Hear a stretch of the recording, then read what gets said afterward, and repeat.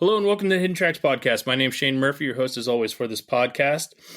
You can find us on Google Podcast, Apple Podcast, Spotify. If you like what you're hearing, please 5 stars, write a little review, tell us what you like, tell us what you don't like. You can find us at myhiddentracks 99 at Gmail if you'd like to send something to us. At myhiddentracks1 is our Twitter. HiddenTracks is our Facebook. HiddenTracks99 is our Instagram, and we are at myhiddentracks.com if you'd like to check us out. Merch should be up soon. Today, I am delighted to have a fellow New Jerseyan and an idol in New Jersey, John Easdale from Dramarama. John, welcome to the show today. How you doing, man? Doing well. Thank you very much. How are you, sir? I'm doing fantastic. So I'm going to get right down to it and say it's been 15 years since you put out an album, and you happened to put it out in the year 2020. Mm-hmm. How are you coping with that? All things considered, I'm just really delighted that we finally got it out, and we didn't choose. We didn't realize there was going to be a pandemic, and by the time it came out, it came out the 1st of May, and when we made that decision, it was before this really blew up. So, by that time, the wheels were already in motion, and it was too late to stop. And honestly, I don't know if I would have anyway, because it's taken so long to get to the point of it being ready for release. So I'm just really thrilled that it got out there, and all things considered, like as I say, I'm delighted with the reception we've received. Yeah, I mean, I love it. And to be truthful, I wasn't like anticipating something from you guys for a while. And when it came out, I was like, Color TV, Dramarama. I'm like, okay, I'm all in. I've been a fan for a long time. It's been 15 years. Let's see what we got. And I literally hit play and ran all the way through, and then I hit play again, and then I start doing what I do and just start picking my favorite songs from it. So how long did it take you to, you said it, you worked a while to get it out. I mean, how long was the total process for Color TV to come out? I mean, from writing to producing to getting all this out for us to hear. Well, the songs had actually been written over the past 20-something years, and I just left them off my last couple albums we put out. Some of them, some of the oldest ones were written way back in the 90s. I left them off the last 2 albums because they didn't fit into the to the narrative, if you will. They were songs I really enjoyed playing, and we played them in concert, but they just didn't fit into the albums that I'd put out. So I held off and saved them for this one, and they fit into the overall arc of this record better. And some of them are newer. We actually started recording probably 10 years ago. And due to the fact that we weren't able to get into the studio all that often, we basically were working on weekends and holidays, and we got to record at a fabulous facility here in Los Angeles called The Village, which is one of the best studios in the world, and has been around since the 60s. And had everyone from Bob Dylan and the Rolling Stones right up to Lady Gaga and Barbara Streisand, Elton John, Fleetwood Mac, all kinds of bands. Yeah, to name a few of the best. Yeah, and hundreds more.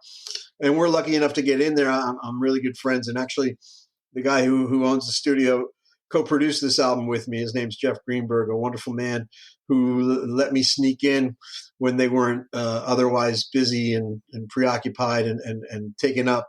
So we weren't able to, get in there and just work straight through. We had to sneak in on, like I said, late nights and holidays, and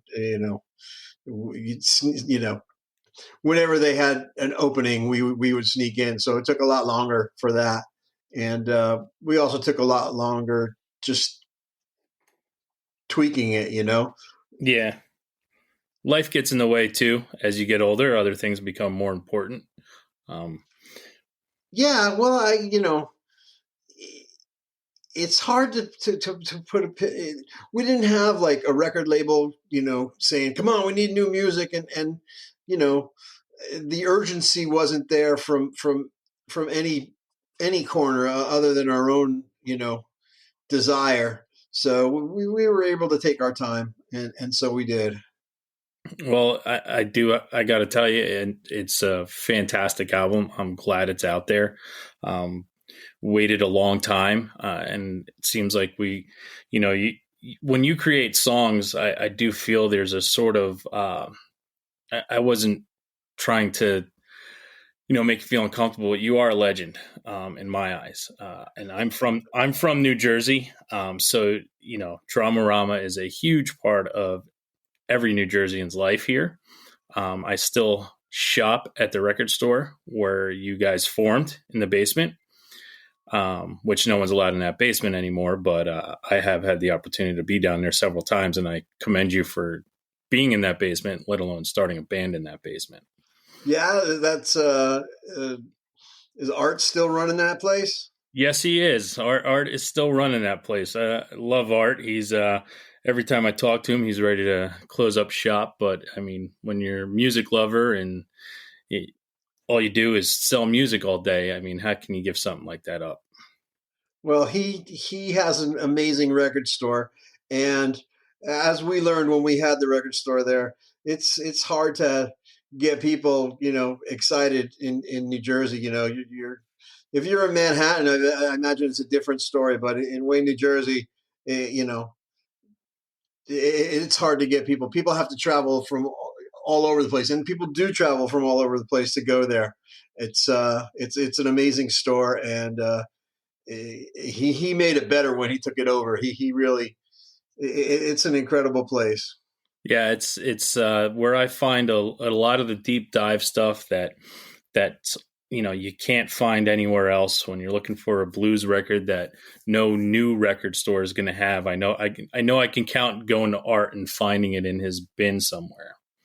Yeah, if you can get in the bin, it's usually you have to take some CDs out or Yeah, albums out of the way because it's so tightly packed. yeah, he's got a lot of stuff. So let's go back to Wayne. Let's go back to you being a child, John, and you. When did music change for you?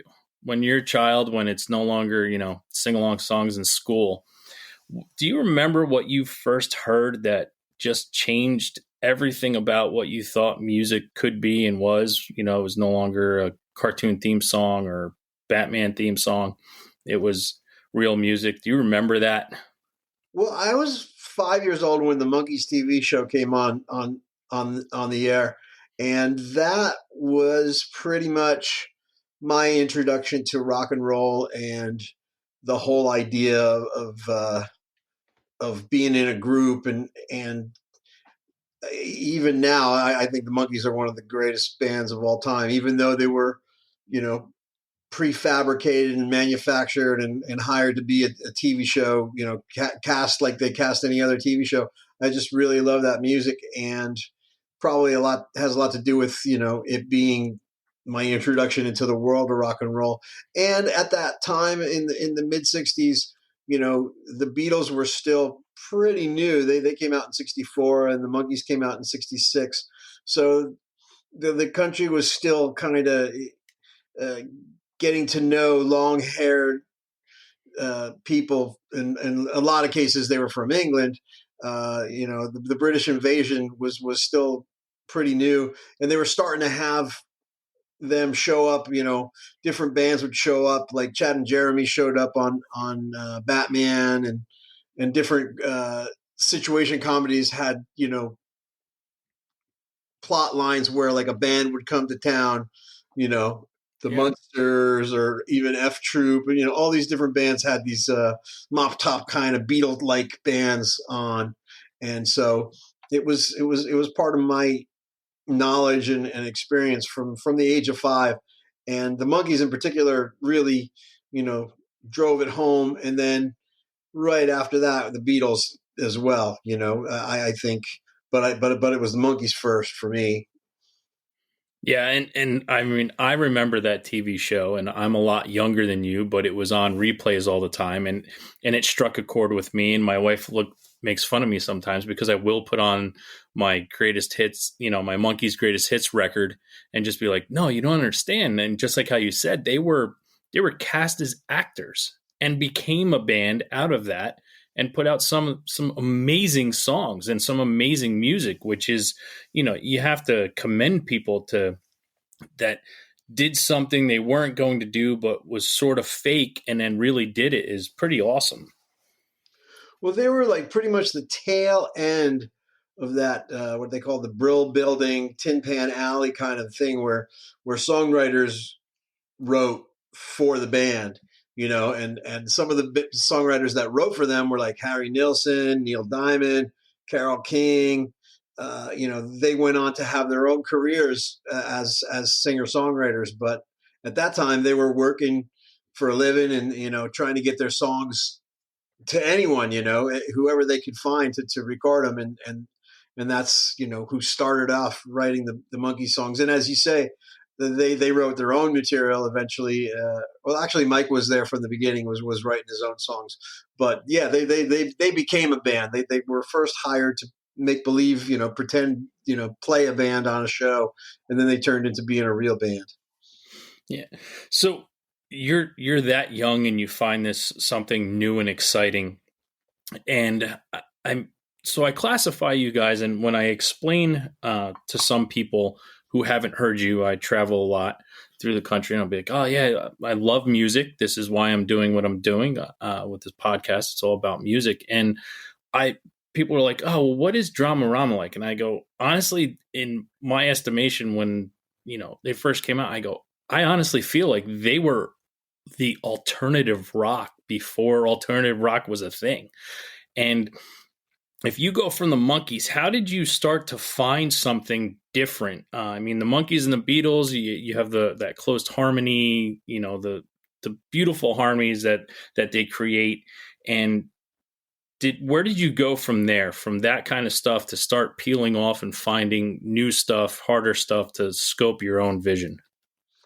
Well, I think I stuck with that British invasion kind of thing for a while, and you know, the '70s came along, and it was at the very beginning of the '70s. I was a drummer, so I was listening to some progressive rock, like Yes and ELP and Jethro Tull or whatever, and I played drums along to those records. But then I discovered what they called glitter or glam, and David Bowie, Mott the Hoople, T Rex, and at the same time I was learning more about bands from earlier on, like the Who and the Kinks, and bands that I missed when they first came out, but I caught up with them as the years went by, um, and then after the glitter glam period, then came punk rock and the Sex Pistols and the Clash and all of that kind of jumbled up in my head, and then I started writing my own music pretty much. And was by, that by the something? end of the '70s, I was starting to write my own music.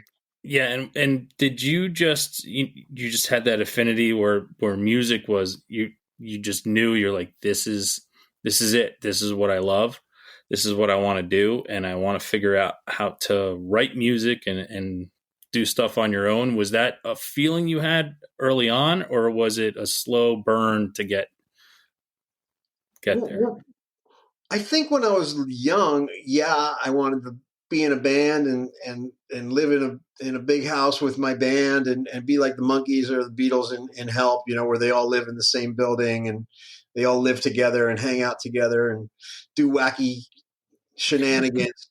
Um, as I got older, I just started to realize just how hard it was going to be to become a professional musician. Kind of like when you're love to play baseball, but you realize I don't think I'm ever going to make it to the major leagues. I don't think I ever expected to make it to become a recording artist actually, I think we were just, like you said, we loved it so much. We did it as much as we could. Um, we got the record store.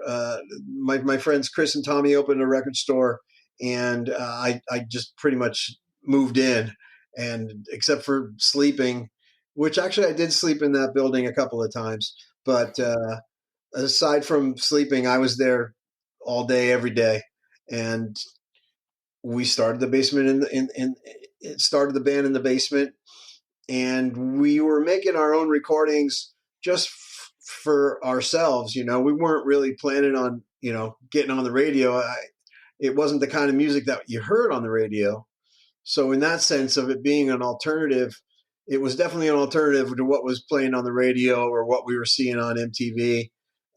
It wasn't what we were hearing too much. I mean, there were bands from England that were coming over, but they weren't on the radio in the New York area either. You weren't hearing Bowie or the Sex Pistols or the Clash or any of these English bands or even you weren't hearing Iggy or Lou Reed. None of that was getting played on mainstream radio in New York City in the tri-state area where we lived.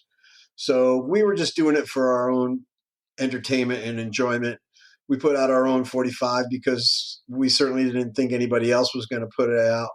And we put out a 12-inch for the same reason. And then we got a label in France actually helped us put out our first album. Yeah, and I mean, how is it for someone? I mean, because you got to go back to that time in the '80s for you guys to come together and to say, "Hey, we're gonna put out our own 45." And I mean, that was kind of the DIY thing. I want to say in the late '80s, early '90s too, where everybody just had like a 45. That's what we have. That's what we can afford to do. How did you guys figure out how to do that and go about it and say, "Hey, we're gonna do this ourselves right now"? Because we don't think anybody else is going to do it. And what was the band's feeling when that was finally done? Well, when we had the record store and we sold a lot of 45s, like import 45s, and bands would come in, not a lot, but every once in a while a band would come in and say, would you sell our 45? And so there were a couple bands that came in. The Bongos is one in particular that I remember. I remember the bass player came in and said, hey, would you mind selling this 45 of ours? And then we'll tell people that to come buy it from you. And that's what happened. And we also there was this guy, Uncle Floyd, who we sold his 45s. He made his own records. So that's how we knew it could be done. And that's how we got the idea to do it ourselves. And again, like I said, we weren't expecting anybody else was going to, give us money to do it. So we did it ourselves. Yeah. And I mean, for me and for, I do have to say for a lot of people in New Jersey, I mean, when you come out with your first album, there's a song on there that is constantly still played to this day by every cover band in New Jersey, and I think forever will.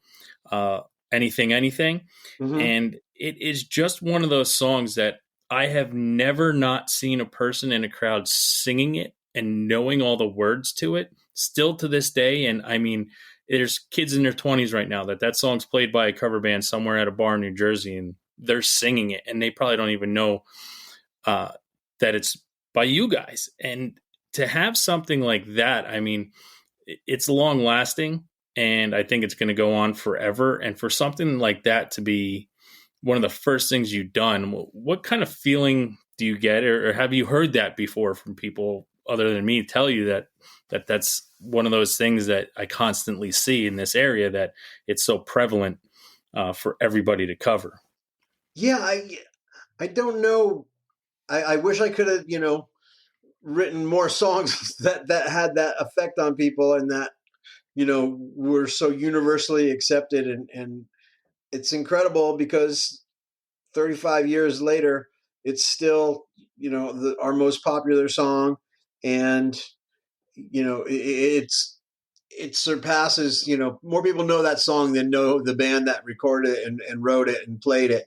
And it's the song is bigger than the band, and it's amazing.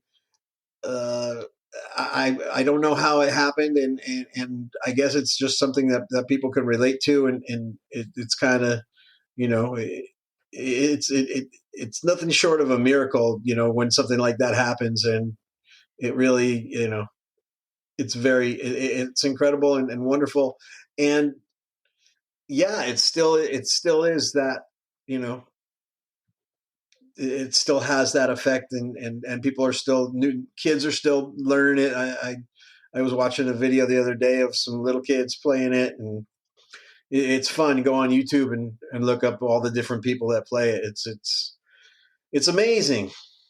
Yeah, it's got to be a good feeling. And you brought up something uh, where you had a French label put out your first album, and you guys had like a little cult following, which is funny that some bands from, overseas, across the pond from England would come in and they'd get more of a following here than they would over there. But you had got a pretty nice following out in that area. And what was that like for a young artist to realize that your music spread that far, like pretty quickly?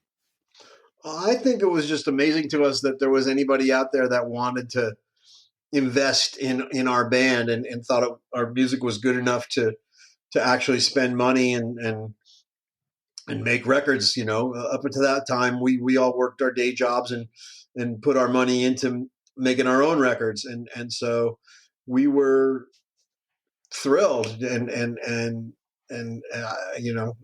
think we were surprised to a great extent, that there were people out there that, you know thought it was good enough that they wanted to put it out themselves, or put. Obviously we thought what we were doing was good because we were doing it and it was ours, and I think everybody, loves the things that they do themselves, but sometimes, you never know if other people are going to respond to it or enjoy it, and so yeah, we were surprised and very pleasantly. Now, how did you figure out as young kids growing up in suburbia? I mean, I grew up right up the street from Wayne. My grandparents and my parents lived in Wayne their whole life. And, it's a small suburban town. How did you guys figure out to be, just for me, a quintessential band that just, I think, changed a lot of things? And when music changed, I think you were ahead of that curve. How did you guys, figure out how to do that? Were you just doing what you loved and just trial and error to come up with songs? Because some of the songs seem like they came so easy to you because it felt effortless on the recording, and I don't know how it was behind the scenes, but hearing it felt effortless. Like you guys just knew what you needed to do, and you were able to do it. What was your trial and error like getting to that point? Well, we started recording before we started playing live. I'd say we had more difficulty becoming good at being a live band than we did at being we had spent more time in the studio before we actually put a record out, so that by the time we were making records, we kind of knew our way around in the studio, and we didn't play out live very often. So by the time our first album came out, we had only played a handful of shows, and I think if you saw those early concerts, you would say, "Wow, these guys are, you know, we didn't have our chops, put it that way, And it Yeah. took us a couple of years to get to a point where we were, on a par with what we could do in the studio. Now, one of the things that brought me really close to you guys was in the '90s during that huge uh, grunge pop up. I mean, you guys put out Hi-Fi Sci-Fi, which for me it's one of my Desert Island albums. That was just so. I mean, I think it's what was needed because everybody was inundated with the grunge, and what came with that was there was a lot of grunge crap that came along with that too. And Hi-Fi Sci-Fi to me was a just there was great melodies in there, and it was just it fit the mold, but it also was outside of that mold where I could enjoy it more than hearing just thrashing guitars the whole time. I mean, and that was, right before you guys came to a halt. And I mean, what was recording that like? And I know there were some issues in getting that out as well, too. I don't know if you want to expand on that. Well, what happened basically by that time, we'd been around for a number of years. We had been around since before grunge blew up in 1991 or 1992 when Nirvana and Pearl Jam started changing, and alternative became a mainstream thing. I think that was kind of like a dividing line, and there was, before and after. And if you were from before, very few bands from the before period continued on into the after period. If you Yeah, were I from, think one of them was Soul Asylum that I try to tell people like, oh yeah, no, Soul Asylum, Runaway Train. I'm like, dude, they were doing that in '83. Like they just happened to still be there. yeah, a lot of times radio stations were like, oh, those guys are old. We want something new and different. So that's kind of what happened when Hi-Fi Sci-Fi came out. We were an old band. We'd been around for a while, and so we didn't get the same kind of look that we had hoped for. And I do think that's a good record. I'm very proud of it. But the reception and also the record company itself really didn't, promote it. They were kind of like, yeah, okay, whatever. and, Yeah.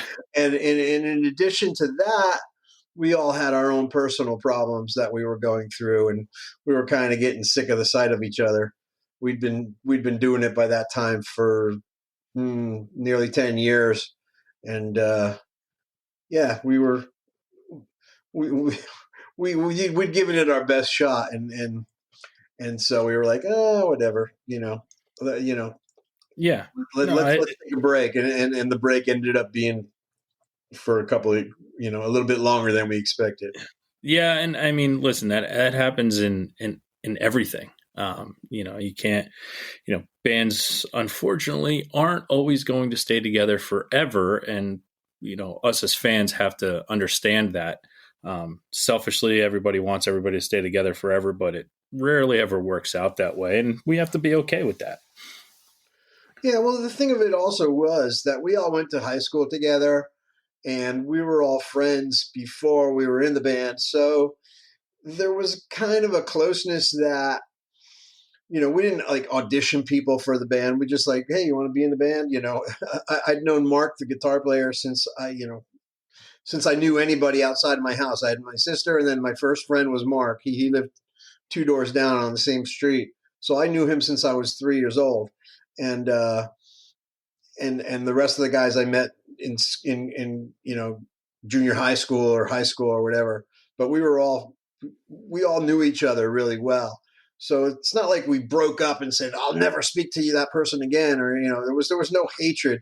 It was just kind of like, okay, we've done what we can do, and we've taken this as far as we could take it. So we stopped doing the band thing, but we kept playing together. When I, a couple of years later, when I put my first record out, well, my only record out, my solo record that's called Brightside, you know, Marky played on it. And when I went out to New Jersey to play shows, Peter moved back to New Jersey, and he'd get up on stage with me. We were all still friends. We were all still playing together. We just weren't Dramarama. Yeah, you just needed that.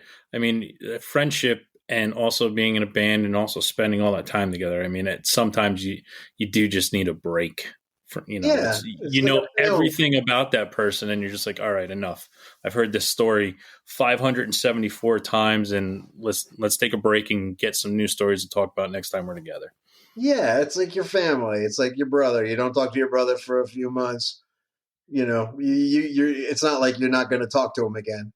Yeah, yeah. So when you're coming up with music, and especially back then, did you use any bands, as reference or inspiration for you to, when a band comes out, you're trying to emulate something you've seen or heard, and again, at that time, I don't think you were very much like a lot of things that were out there. But did you have another band that you guys used as inspiration for, we kind of want to be like that? No, never really deliberately did anything like that. Outside of outside of the Beatles, I can't say this. I don't know. We never really tried to be like anything or anybody else. In fact, I think we went out of our way to try not to be like other bands or sound like other things. Certainly when I wrote songs, I I didn't necessarily want it to sound like somebody else and say, okay. But at the same time, when we wrote a song and when we started practicing it, we would say, oh, wow, that sounds like a Beatles song, or that sounds like whatever band song. Yeah. Sometimes there would be, references. There's one in particular that I know we made it sound like the Birds. Mm-hmm. And when we first recorded it, we really made it sound like the Birds and Tom Petty. And then we kind of said, "Oh, it sounds too much like the Birds and Tom Petty." So we fixed it up and got rid of some of that 12-string magic. But yeah, for the most part, we went out of our way to try not to sound too much like anybody else. Yeah. Now, if I were to, now I'm going to take the Beatles off the table on this. Do you have a favorite band that you go back to, constantly go back to? And I always take the Beatles off the table because when somebody's like, yeah, no, the Beatles are my favorite band, we're like, yeah. But who else? Because it's almost like universal that everybody says the Beatles. So do you have anybody else that is just like your favorite thing to always listen to? And you're like, yeah, that's the best thing that I want to listen to. Yeah, it's hard to say. I would say if I was going to point to one artist that I think has throughout the years really I look forward to whatever they're going to do that's new. It's Bob Dylan. Um, he's recreated himself so many times and had so many different you know styles and I'm just really in awe of what he's been able to do and continues to do to this day. So, 60 years after making his first record. Yeah, The national Stones, treasure. the Stones are amazing. Uh, the Kinks are favorites of mine from back in the day, and the Who, and Bowie. Pretty much his entire catalog. T-Rex, same thing. Mott the Hoople, Ian Hunter. Um, yeah, there are a few bands that I will continue to go back to and play them over and over and over again. A couple of newer bands. There's this band called Game Theory that I really loved, and the guy who was the leader of that band, his name is Scott Miller. He went on to have another band called the Loud Family. I think he's an amazing talent. Um, and also Big Star was great, and I think Elliott Smith is probably one of the greatest of the newer artist, although he's still from a long time ago. I mean, Yeah, and but he would be, in my head, he's new. yeah, it was Alex Chilton's birthday was yesterday, I believe, from Big Star. So Yeah. R.I.P. Those Alex. Big Star records are still, just so cool, so good. Some of Love my the favorite. Replacements. They were a great band. You know, yeah. There's a lot, but at the same time, once I started doing it, I kind of stopped listening to new music because I didn't want to be too influenced by it, and I didn't want to, you know, uh, inadvertently start, Fitting into a yeah, mold. getting overly influenced by any of it. Yeah. And it's awesome that you bring up Big Star too, because they're one of my most influential bands that, I know the Beatles influenced so many, but it was that, Big Star to me created so many other bands that I've fallen in love with throughout the years that it's one of those bands that people don't really ever hear about, which I still think is weird, how good they were and how they still kind of are underground for what they did.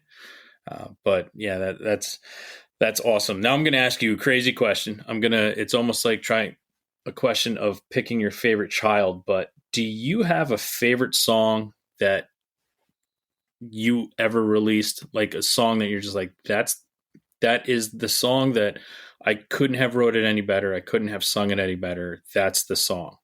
Yeah, no, I think it's exactly like you said, picking your favorite child. Yeah. I have a hard time, you know. I'm really thrilled with some of the stuff on the new record, and I'm very proud of the stuff on the first record. And the very first song I ever wrote that nobody ever heard, I really, that I thought was good enough to show to other people. Never made it onto a record, but it's like I love that song, and yeah, I'm very proud of the body of work, and I appreciate the fact that I've been able to do this, and that it turned into something that I still do and that I still enjoy. Yeah, and that's awesome. And what you've done too is by creating music and how I, try to explain to people, it's here forever. It's not going anywhere. It's always going to be around. There's always going to be a way to find it. And for me to, as a fan, to be able to hear a new album from you and latch onto it and just be like, holy shit, 20, 30 years later, he's still fucking doing it. It's great. And I mean, that's to have some of that staying power and to still be doing what you're doing. And even after, a hiatus or whatever, I commend you and I thank you for doing it because it gives me something to look forward to. Well, thank you. And it's weird because when we were growing up, record stores could only hold so much. And that was the only place you could find music, unless you had friends who had records or their big brothers and sisters had records. Like a record store would carry the newest record by a band, maybe the greatest hits by a band, and maybe if they had, one other famous record. But you couldn't even, like, you couldn't carry all the bands, all the records of an artist, and again, take the Beatles off the table because they would have every Beatles record, but they wouldn't have every Rolling Stones record, and they wouldn't have every Jimi Hendrix record, maybe, and they certainly wouldn't have every Bob Dylan record because they wouldn't have room for it. There was only so much shelf space, and things would get old, and things after they were 10 years old, they wouldn't be, they'd go out of print. We did a Velvet Underground song in 1983 when we put out our first 45. The Velvet Underground really wasn't as popular as they've become since then. Same with Big Star. When we were listening to Big Star, you had to borrow it from somebody or buy it on an import. It wasn't in print in America, and you couldn't buy it in an American record store unless you bought an import of it. There's a lot of bands, and now because of technology, you can listen to anything by anybody from any time. It's a lot easier to gain access to the entire catalog of an artist and of a lot of artists that otherwise would be forgotten. So we live in a good time where the kids of today, the children of today, the people of today have a lot more access to a lot more great music.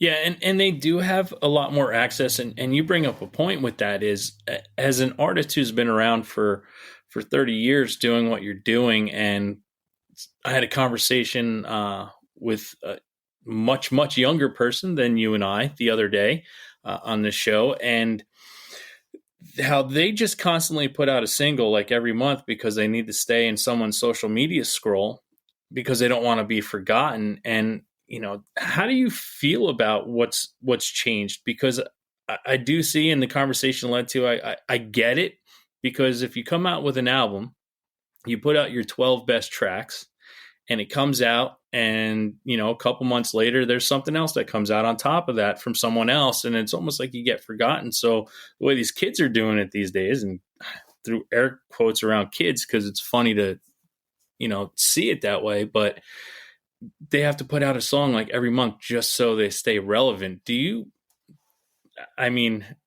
around as long as you have, do you see any influence in doing something like that moving forward and just saying, hey, I just wrote a couple new songs, here they are, and then coming back again and doing something like that? or you stick to the formula that got you here 30 years ago?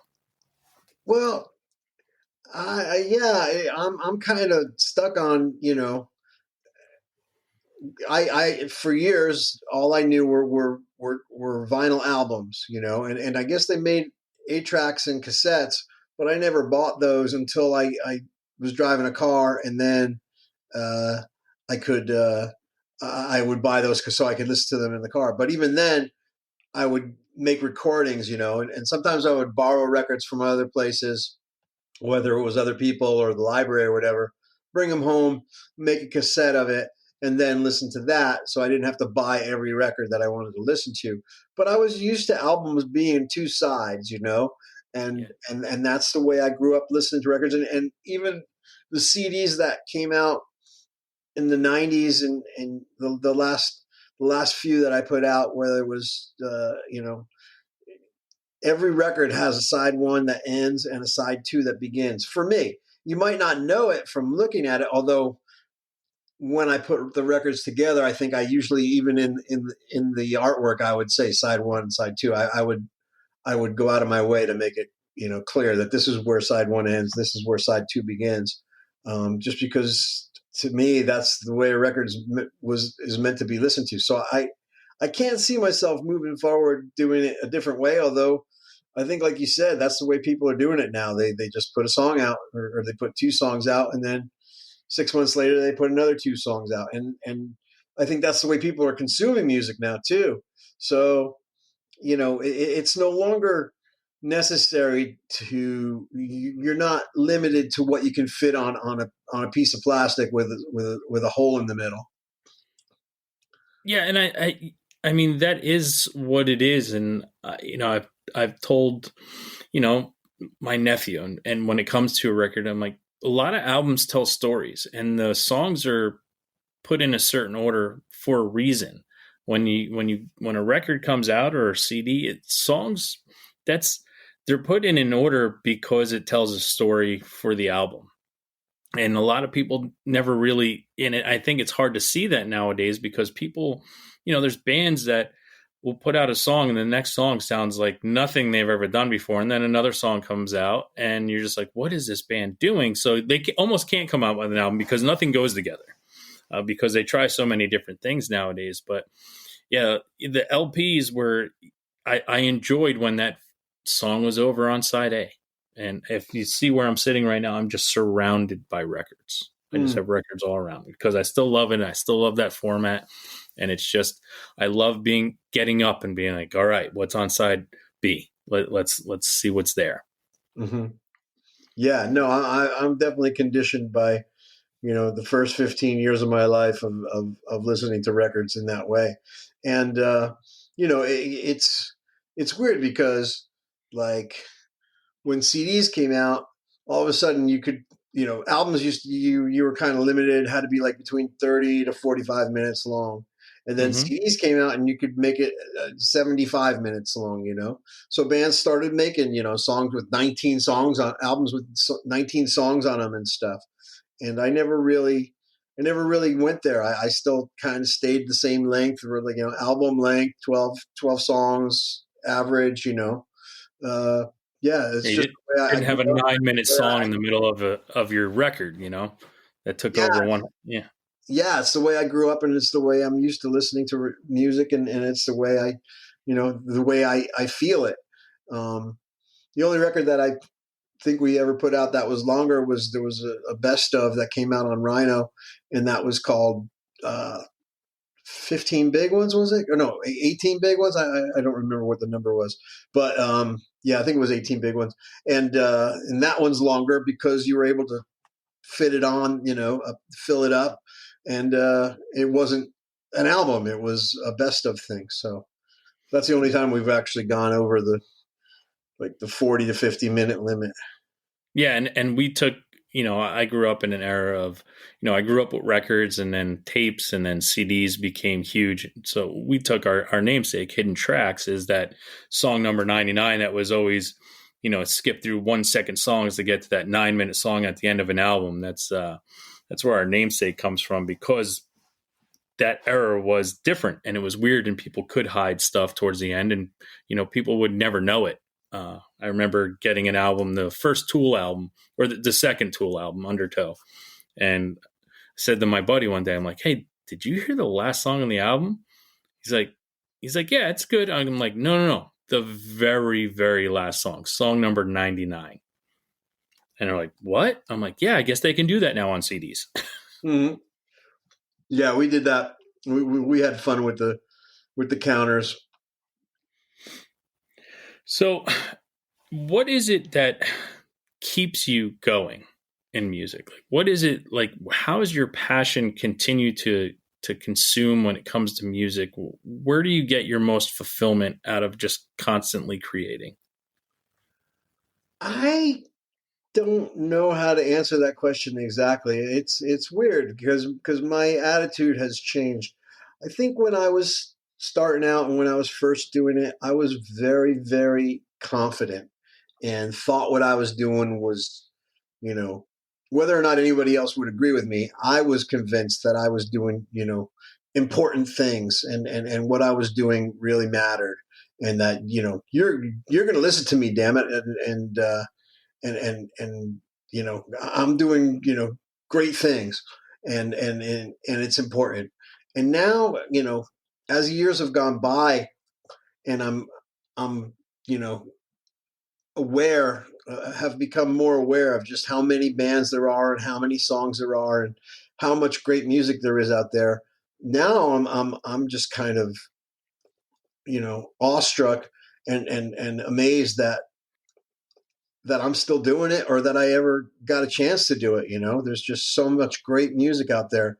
And the fact that I ever got to make one record, much less got to make as many records as I have is like nothing short of a miracle. It blows my mind. I'm a lot more humble now than I was, but I still, like to do it. I just don't think I'm not as full of myself as I used to be, but I still do love it, and it's in my blood. And playing live really helps, and people saying nice things like you did at the beginning of the show, and when we play, when you walk off stage and people tell you things, share memories from when they saw you 20 years ago or something, or that they played our song at their wedding, or or some, one of the greatest things is when people say, your music helped me through a difficult time in my life. That is, the most remarkable and satisfactory thing. It really does. It's very gratifying. Yeah, so you said you were extremely confident. So are you less confident now? And when you're writing, do you second guess what you're doing, or Well, is it? I think I know what I'm doing. I but I don't necessarily think, wow, everybody's going to love this. I'm in that sense. It's like I don't. I just know what I'm up against now, and I don't think I used to think in those terms. I wasn't competing, and I wasn't thinking, wow, there's so much out there. There's so many things. I've just gotten a little bit more humility as the years have gone by. I think I was a little bit more full of myself back then. Okay. So do you have anything? I know it's hard to. My crystal ball here has gone dark, but coming up in the future, if there is some kind of normalcy, do you have any plans to go out and tour and promote color TV? Yeah, whenever there's an opportunity to get back out there, we will. We have shows that were scheduled for last year that have been bumped up till next year.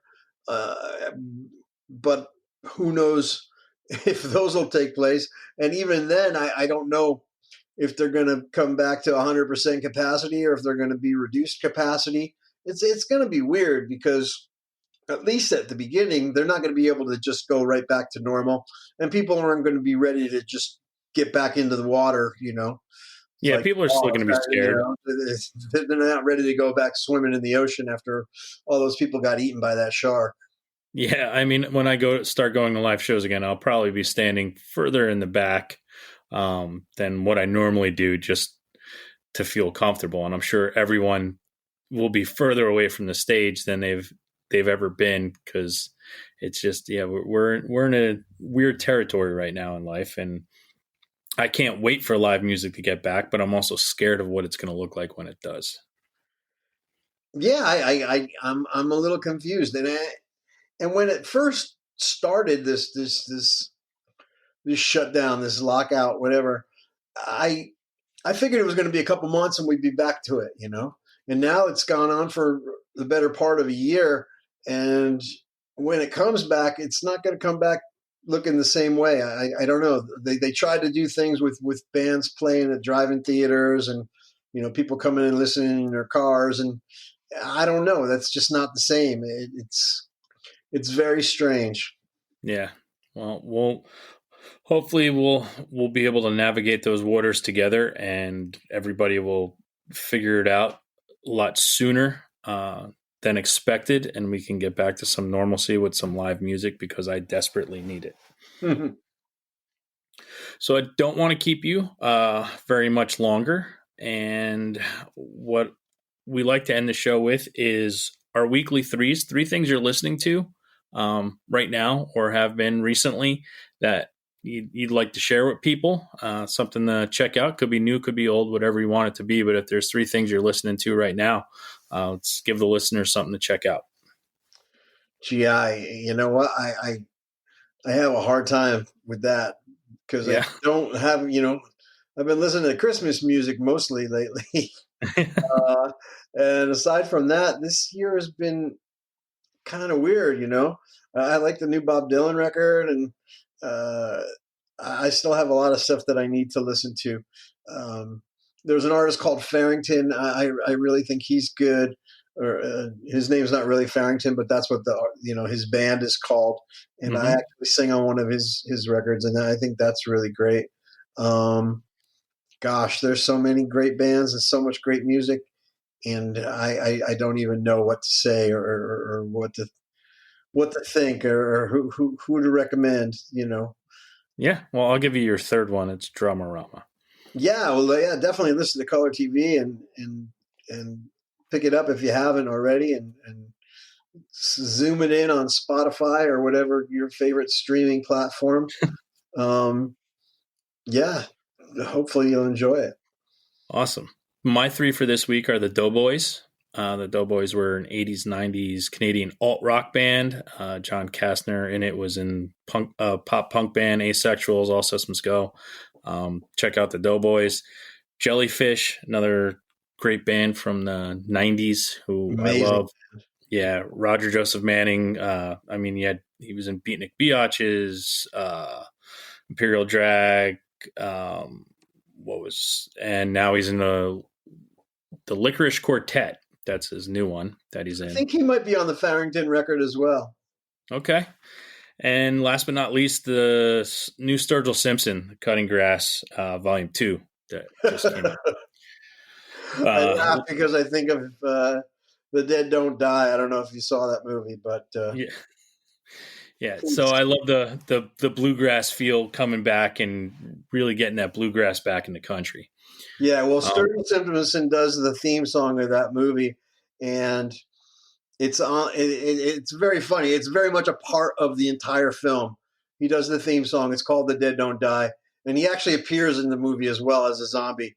But it's a very very it's funny, but like low key funny, not like slapstick comedy, but just like yeah. very mellow, kind of a slow, low burn, But he's the theme song, and it's heard throughout the film, and Bill Murray is in it, and it's a very funny movie. It's called "The Dead Don't Die" by Jim Jarmusch, with the theme song by Sturgill Simpson.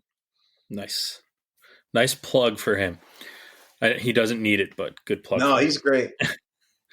All right. So, John, we're going to come in on our time. So, why don't you let everybody know how to find you, find your new music, your website, and ways to find you on social media? Because I know you have that. We do have a website called thedramarama.com, and there's a Dramarama page on Facebook, and there's a The Dramarama. I think Dramarama Band is on Instagram. Honest to God, I'm not as big on the social media as some people. Yeah. I you know I go on it and I try to share stuff, but I'm not as hip to the new things as some of the other people are. I'm really more about the old stuff. But you can find our music on all the platforms, all the streaming services, and Apple, Amazon, YouTube, Spotify. Yeah, they should all have it. Yeah, and there's a lot of stuff out there on Dramarama, and for all your listeners out there, you can find anywhere anything on Dramarama. And if you've never heard of them before until listening to this podcast today, I implore you to go out and check out everything by Dramarama and John Easdale himself. It's been an absolute honor to have you on the show today. I want to thank you so much, John, for all the happiness and delight you've given me with your music throughout the years, and look forward to many more, and can't wait to see you when you come around back to New Jersey and get to hang again. So I really appreciate your time. Thank you for everything you've done. Everybody, it's John Easdale from Dramarama. Thank you again. And everybody go out there and have a great time.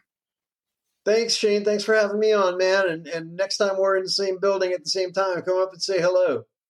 Will do.